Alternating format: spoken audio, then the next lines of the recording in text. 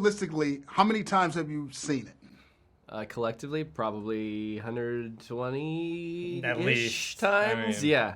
Sometimes in bits and pieces, not always all the way through in one sitting, but that's our job, is to just sit and honestly fall in love with it enough that we know what's like great and what's good, and then you get rid of the good, so only the great stuff remains. So tell me this, Matt, did it meet the intent when you first set out to start on the project?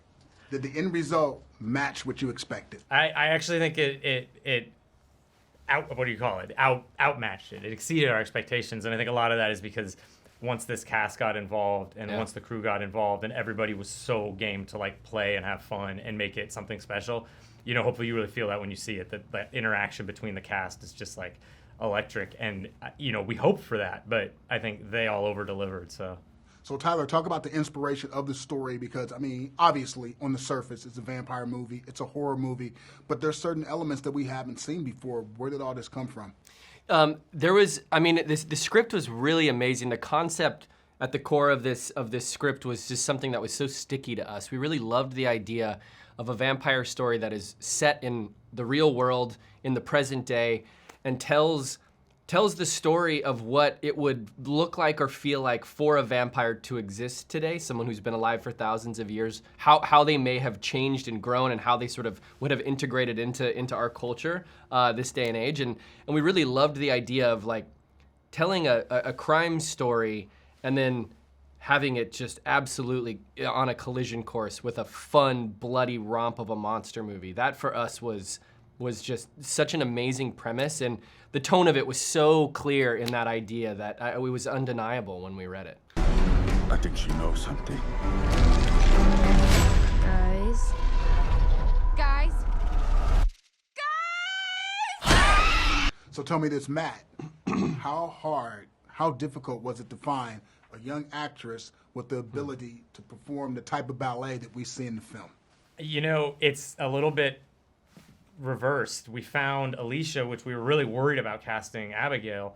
We met Alicia and were blown away and just fell in love, and we're like, oh my God, she's Abigail, this is incredible. And then found out that she was a really great dancer. And so the dancing that was originally a small part of the movie on the page, we decided to really steer into it, and that's how we ended up with this image behind us. So a lot of credit to Alicia for coming in just like a pro, and she learned how to do a lot of the ballet in that 8 weeks leading up to us shooting it. And for you, Tyler, you can't help but notice when you watch the film, because it's such a good time. It's a horror movie. You get all these tropes, but they're freshened up a bit. But the thing that I really loved about it was the amount of blood. You cannot help but notice the amount of blood. What was that like? Was that always the intent? And the most important question is, how much of whatever substance you use to create the blood did you have on set? I mean, it was always the intent. I think that we always set out to surprise and entertain each other.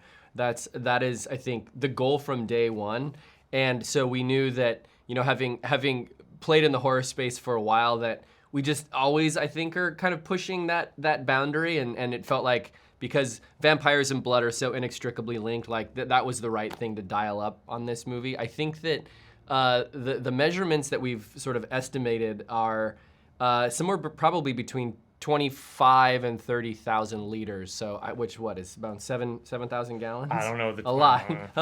A lot. So then that's a great answer. So here's the final question from each of you, and I need each of you to tell me why. What's your all-time favorite vampire movie and why? Starting first with you, Matt. I think I gotta say Lost Boys, and a lot of that is just because I was like the perfect age when it came out, and I saw it, and it just like got under my skin, and I've rewatched it 1,000 times since. That would have been my answer, but I'm gonna throw let the right one into the conversation. I think that was a movie that vampires maybe hadn't been around for a few years, and then that movie came out and introduced us to a vampire in a different way, and that movie is like just truly chilling, and at the end of the day is like also really beautiful and tragic, and the character work in it is so amazing, and really stands the test of time. What can I say? I like playing with my